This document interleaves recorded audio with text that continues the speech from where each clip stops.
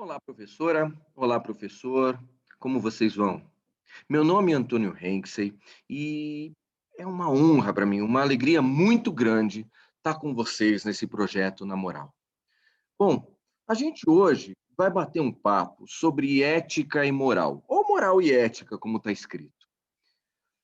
Antes da gente começar esse nosso bate-papo, eu gostaria de apresentar para vocês uma frase bastante interessante de um teórico que eu gosto muito e que também está bastante ligado à educação, o Theodor Adorno.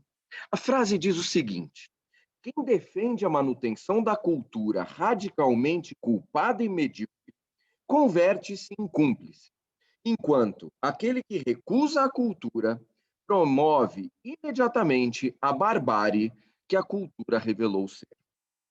Essa é uma frase bastante densa e que eu acho que vale a pena a gente refletir um pouco mais sobre ela, não é mesmo? Bom, vamos começar então a nossa conversa sobre moral e ética. Provavelmente, quando você viu esse tema estampado ali no programa, você deve ter pensado que a gente iria fazer aqui uma abordagem filosófica, porque normalmente é assim que esse tema é tratado. Mas hoje não. A gente vai fazer algo diferente. Eu vou convidar vocês a colocar a mão na massa. E a partir disso, a gente vai impactar o maior número de pessoas que a gente puder. Tudo bem? Como é que a gente vai fazer esse programa então? Bom, eu começo perguntando para você: o certo e o errado são óbvios? Essa é uma reflexão que normalmente a gente não faz. Mas aqui eu gostaria que vocês pensassem um pouco mais sobre isso. E quem sabe até em sala de aula a gente pode trabalhar esse tema. Será que as coisas são tão óbvias assim como a gente pensa? Bom, se a gente parte do princípio que a gente está falando de uma apropriação indevida de um objeto de terceiros, ou falar mal das pessoas, talvez brigas e confusões, corrupção, isso é óbvio, né? A gente sabe que todas essas ações são erradas. Mas o que acontece é o seguinte: no nosso dia a dia, a gente passa por uma série de dilemas que às vezes deixam a gente em dúvida se a gente deve seguir por aquele caminho ou não. E é aí que está um dos grandes perigos, não é? E eu vou mostrar para vocês ao longo do nosso vídeo como a gente consegue identificar essas armadilhas e principalmente como a gente consegue impedir que a gente caia nesse buraco. Tudo bem? Então, vamos lá. Quando eu faço essa pergunta sobre a obviedade do certo e do errado, 62% das pessoas, desculpa, ah, ah, do público, né, que eu fiz a última pesquisa, que são 753 pessoas, dizem que é óbvio, enquanto 32% dizem não ser óbvio. Só que eles não sabem, assim como vocês, o seguinte: depois de fazer essa pergunta, eu vou colocar vocês em uma situação difícil. Olha só, eu gostaria que vocês imaginassem que vocês são condutores desse bonde aqui, esse simpático bonde. E vocês estão com o bonde vazio. E aqui uma coisa interessante: tudo que eu disser vocês têm que levar como um fato. E o que eu não falar, desconsiderem, isso não existe. Tudo bem? Essa possibilidade não é viável. Só o que eu falar, vocês vão então levar em consideração para a sua escolha. Vocês são condutores de um bonde e esse bonde vem seguindo em direção ao ponto final ali, a garagem, onde você vai deixar o seu bonde, que está vazio, só está você, vai deixar ele lá e vai voltar para tua casa. Só que, de repente, nesse trajeto, você percebe que o seu bonde está sem freio e que você não vai ter como pará-lo. Isso te deixa preocupado. Você fala: bom, e agora? O que eu vou fazer? Né? Como é que eu vou chegar no ponto final e parar em segurança? Até que você se lembra: bom, eu não preciso me preocupar com isso, não, porque existe um freio de segurança logo que a gente está chegando na garagem. Então é só acionar esse freio e está tudo bem. Dito isso, você segue o seu caminho, essa sua jornada até a garagem tranquilos, até que você vê, ao final dos trilhos, antes do freio de segurança, 5 trabalhadores. Esses 5 amigos aqui que estão trabalhando consertando o trilho. E aí você entra em choque. E você fala, eu vou passar por cima dessas pessoas, não tenho o que fazer. Você não consegue frear, você não consegue avisar, não consegue tocar sininho, não tem o que fazer, simplesmente você sabe que você vai passar por cima dessas pessoas, tirando a vida dos 5 trabalhadores. Mas conforme você vai se aproximando deles, você percebe o seguinte: existe um caminho alternativo. E se você virar a alavanca do seu bonde, você pega este trilho alternativo, onde você vai matar uma pessoa só, ao invés das 5 originais. E aí eu te pergunto, e aí, o que você faz? Você segue o caminho original do bonde, matando os 5 trabalhadores, ou você pega a trilha, o trilho alternativo, matando um trabalhador só? Vamos lá? Qual que seria a atuação nesse momento? Eu vou deixar você pensar uns poucos segundos e logo mais eu vou mostrar uma coisa. Já tomou sua decisão? Então vamos lá.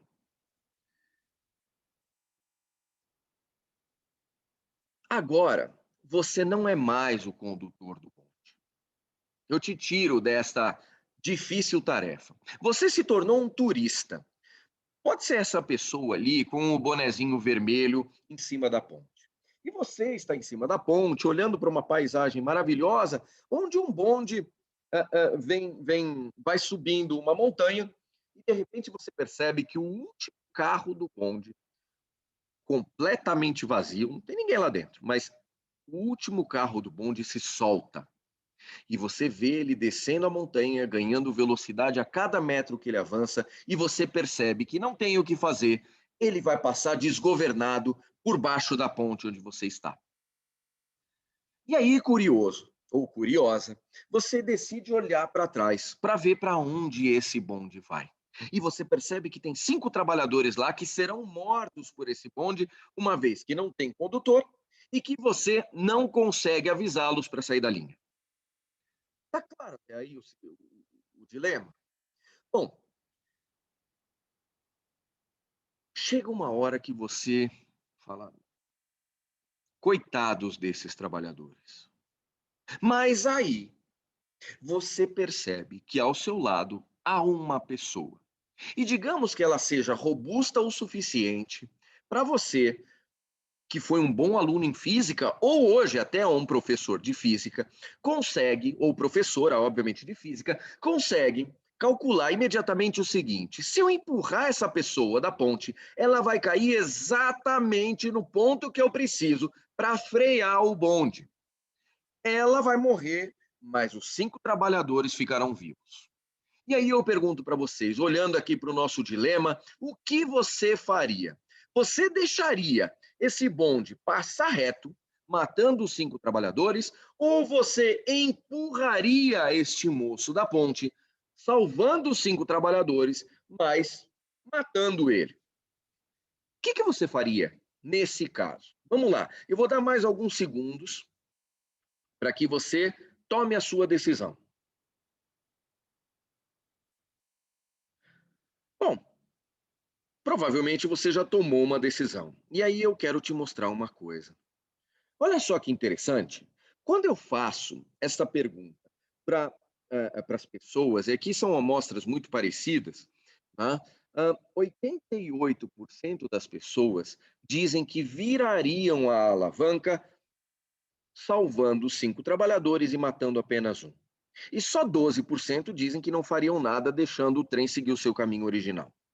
Normalmente, quando eu pergunto o porquê dessa escolha, eles me falam de uma forma diferente um do outro, mas sempre com a base na análise numérica.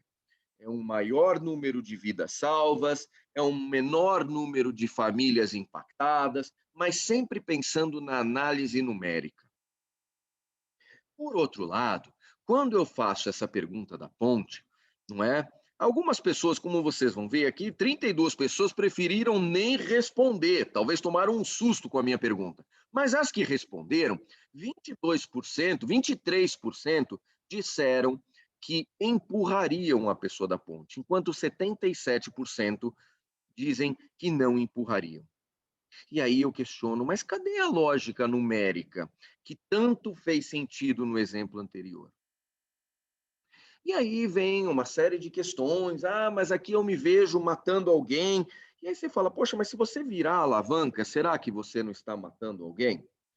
Mas legalmente aqui eu posso ser preso de tal forma, enquanto no outro. Tudo bem, vamos pensar moralmente falando, não legalmente nesse caso.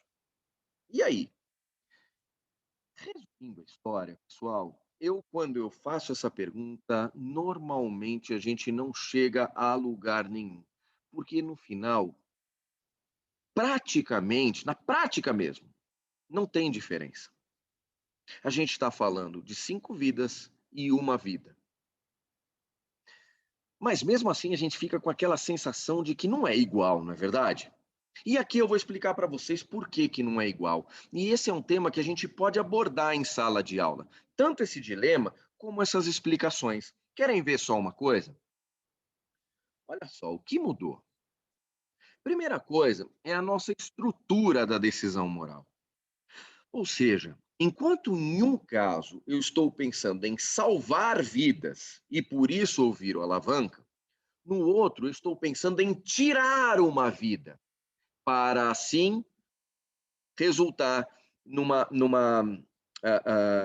salvamento. Ou seja, no primeiro caso, virar a alavanca é visto como um ato de salvação, enquanto empurrar é visto como homicídio.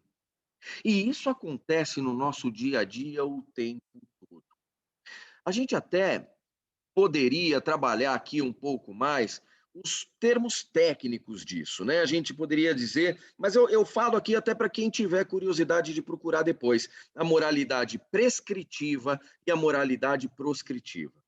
Mas o que interessa nessa nossa história agora é o seguinte: existem coisas que nós temos o dever de fazer, e existem coisas que nós temos o dever de não fazer. Isso por um trato social, não é um acordo social. E esta diferença parece óbvia, mas não é tão óbvia assim. Ajudar um amigo de escola, melhor, desculpa, não ajudar um amigo de escola a fazer um trabalho, é igual ou diferente de atrapalhar o teu amigo de escola a fazer o trabalho? É bastante diferente. Apesar que muitas vezes o resultado pode quase ser o mesmo ou vir a ser o mesmo, mas não ajudar é diferente de atrapalhar. Enquanto em um a gente se omite de fazer uma coisa boa, no outro você está agindo de uma forma indevida. E isso muda tudo, mesmo que o resultado seja parecido. Faz sentido o que eu estou falando para vocês? Bom, a segunda coisa que a gente vê é o que eu chamo de viés das mãos sujas.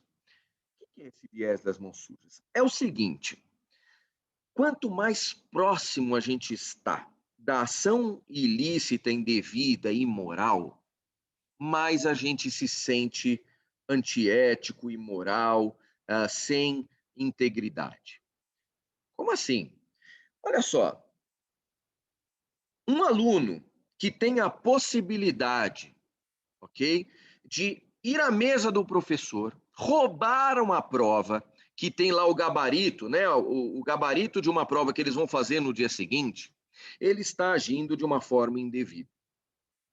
Mas olha como é engraçado que tem muitos alunos que não teriam coragem ou se sentiriam muito mal de ir à mesa do professor, achar essa prova, mexer nos papéis dos professores e tirar então esse gabarito. Mas esse mesmo aluno, às vezes, não se sente tão mal de invadir o computador da escola, o servidor, e pegar essa prova. Por quê? Porque existe um distanciamento. O computador, a tela, todo o sistema da internet não faz com que ele perceba que ele está sujando as mãos, indo à mesa do professor e puxando a prova. né? E isso a gente pode ver em várias coisas. Por exemplo, no mundo corporativo, a gente vê pessoas que fraudam resultados, não é? Manipulando ali planilhas e ganhando, às vezes, até mesmo um bônus com isso, e um bônus, às vezes, até gordo, dependendo da, né, bastante alto, né? Dependendo da função que essa pessoa ocupa, mas essa mesma pessoa não teria coragem de abrir a gaveta do financeiro e pegar uma nota de R$ 100, botar no bolso e ir embora. Ou seja, quanto mais a gente suja as nossas mãos, maior a nossa percepção de ilicitude. E aqui é importante a gente conversar com os nossos alunos sobre isso, né? O quanto a gente tem que ficar atento ao comportamento, mesmo que a gente não esteja diretamente prejudicando alguém ou diretamente sujando as nossas mãos. Está errado do mesmo jeito. Tudo bem? Bom, vamos para o terceiro motivo, a autopercepção. E aqui é um ponto interessante. E salvo aquelas pessoas que têm uma moralidade alargada e são completamente fora da curva? É, fora da curva. Ah, a maioria das pessoas, elas querem se sentir honestas, elas querem se sentir bem, elas querem chegar em casa e virem que elas têm qualidades, que elas podem se olhar no espelho sem culpa ou sem a percepção de que elas estão é, é, é, marcadas por um comportamento indevido, não é? Mesmo quando a gente faz coisas erradas, a gente sempre tenta racionalizar esse comportamento, tentando encontrar uma justificativa para fazê-lo, né? Porque assim a gente consegue se sentir bem, ou pelo menos melhor do que enfrentando a realidade de que pisamos na bola. Bom, a autopercepção de honestidade, ela vai ser um fator muito forte e que nós podemos ensinar e trabalhar os nossos alunos a não entrarem, não é, em certos tipos de furadas ou de comportamentos antiéticos, tendo em vista o que eles são, não é? A gente pode ajudá-los a entender que certos tipos de comportamento não combinam com o que eles são, mesmo que eles usem a racionalização e acabem, a partir disso, achando que está tudo bem fazer isso. Seja porque todo mundo faz, seja porque eu já estou cansado, ou eu já fiz muito, né? Eu já estou estudando muito tempo, já estudei demais, mesmo assim eu não aprendi muito bem. Então, tudo bem eu dar uma olhada na nota na prova do colega. Não, cara, não está tudo bem, né? Você se esforçou e talvez ainda não foi o suficiente para você tirar um 10, mas você se esforçou e você tem um mérito. A partir desse mérito, a gente constrói mais, né? Não tente justificar o teu esforço extenso e intenso, né, para que está tudo bem olhar a prova do colega, né? Então, essa autopercepção, quando a gente consegue mostrar que certas coisas não combinam, não é, com o autor daquele comportamento, e esta pessoa consegue se fortalecer e, obviamente, incorporar isso, faz a diferença. E, por fim, aquela visão parcial do cenário. E o que eu quero dizer com isso? Sabe aquela coisa do tipo, ah, eu faço aqui, isso é a minha responsabilidade, eu faço o meu. A partir disso, as pessoas que olhem. Não é bem assim. Porque às vezes a gente faz uma coisa aqui que só vai aparecer ou só vai dar problema lá para frente. E a culpa às vezes é nossa.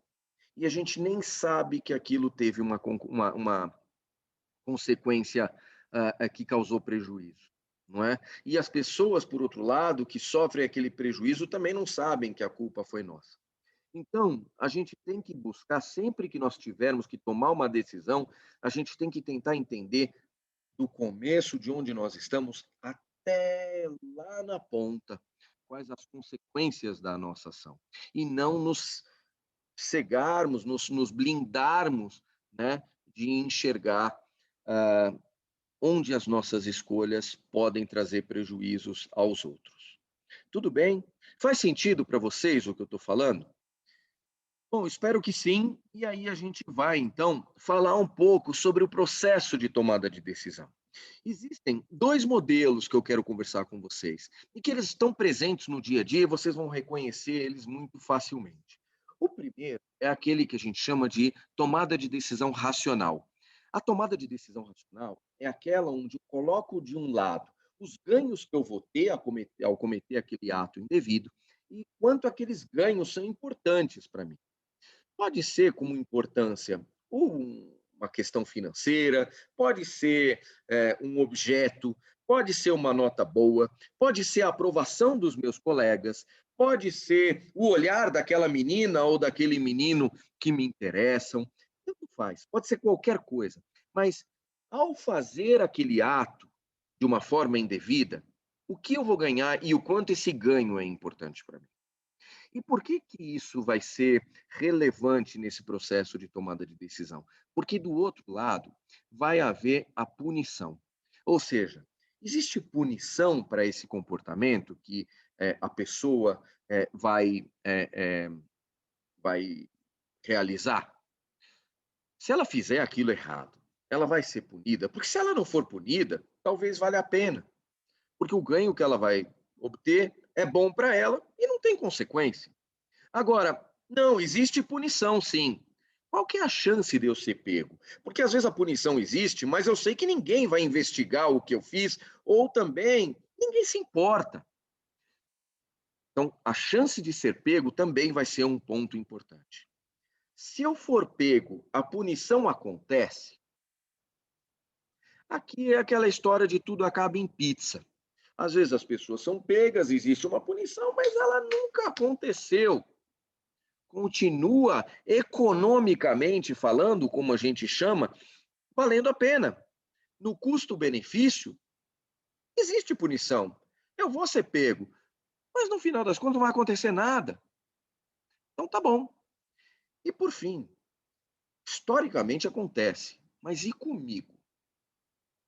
E aqui esse comigo pode ser porque é uma pessoa bem relacionada, porque é uma pessoa mais impositiva, porque é uma pessoa que talvez tenha as costas quentes, né? Ou seja, se ela não for punida e se essa punição não for mais relevante, né, ou evitar essa punição não for mais relevante para o indivíduo do que o ganho que ele vai ter, vamos lá, vale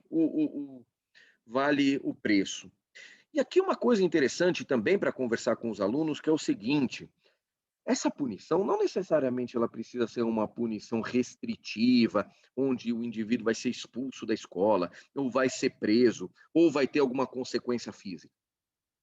Pode ser ligada, lembra da nossa autopercepção? Como é que eu vou me sentir fazendo isso? Como é que os meus pais, como é que os meus irmãos, como os meus filhos vão me ver quando souberem que isso aconteceu? Tem muita coisa que a gente tem que trabalhar aí, e esse é um tema profundo. Mas o interessante é a gente entender como as coisas funcionam, para a partir daí conseguir mexer nos gatilhos certos e trazer para essas pessoas, trazer para os alunos, trazer para a sociedade hum, fatores que impeçam eles de acharem que fazer errado é um bom negócio. Tudo bem? Bom, e tem mais um modelo de tomada de decisão, que é o nosso modelo não racional. E ele é um modelo muito interessante, porque é o seguinte: existe um ponto de partida da moralidade. A moralidade, de uma forma geral, é aquela coisa certa que nós vamos fazer, independente da gente ser visto, não ser visto, é o certo a se fazer e ponto. Não precisa da regra, não precisa, porque aquilo é o certo, eu não preciso de ninguém me monitorando ou me punindo. Se eu faço o certo, é o certo e tá ok. Ok? Então, esse é o que a gente vai chamar de nosso ponto zero. Só que a gente sabe que na vida não existem pessoas que ficam aí o tempo todo. Né? Não existe. Todos nós temos coisas que nós fazemos que estão um pouco mais afastadas ali do certo a se fazer, não é? Alguns atravessam fora da faixa, né? Alguns falam ao telefone enquanto dirigem, outros decidem ofender um colega de sala, de sala, tem aqueles que lá, qualquer coisa que a gente puder pensar. Tá? Então, todos nós temos comportamentos que para nós são mais toleráveis e alguns para nós são completamente intoleráveis. Então, quando isso acontece, nós temos o que a gente chama de fator de correção. E o que é esse fator de correção? É justamente aquele ajuste fino que eu faço para continuar me sentindo bem, mesmo fazendo a coisa errada. É o processo da racionalização, é o distanciamento do sujar as mãos, como eu falei para vocês, é aquilo que a gente faz que de alguma maneira vai permitir que a gente haja de uma forma incorreta, estando bem com a gente mesmo. Esse é o fator de correção. Querem ver uma coisa interessante? É, eu já tive que fazer um regime para ficar no peso, não é? E talvez alguns de vocês, professores, também já tenham feito isso. Como é que é o nosso regime? A gente acorda de manhã, tem lá aquela comida regrada, um copo de leite, uma fruta, tem um lanche da manhã, que pode ser uma barra de cereal, pode ser um pão fino, de forma, sei lá.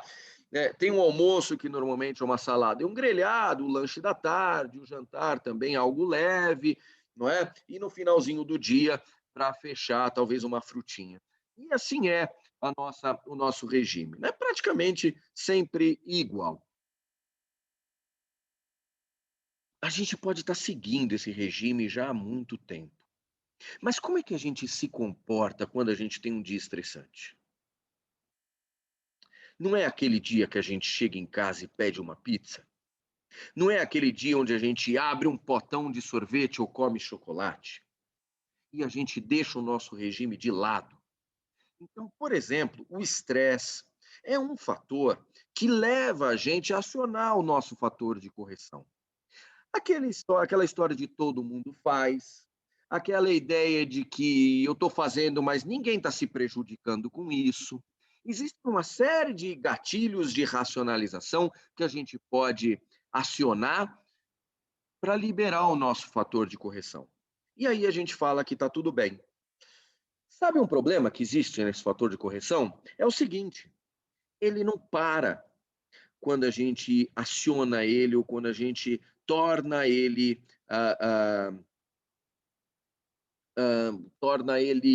parte da nossa decisão.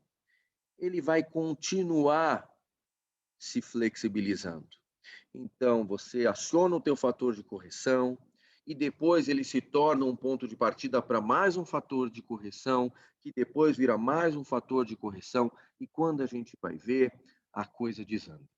Então, é importante a gente trabalhar na nossa moralidade, trabalhar com os nossos alunos a identificação desses fatores de correção, a identificação desses potenciais gatilhos e, assim, impedir que isso se torne natural, impedir que isso se torne aceitável, porque dessa forma a gente consegue se manter o máximo possível próximo daquilo que é o certo a se fazer.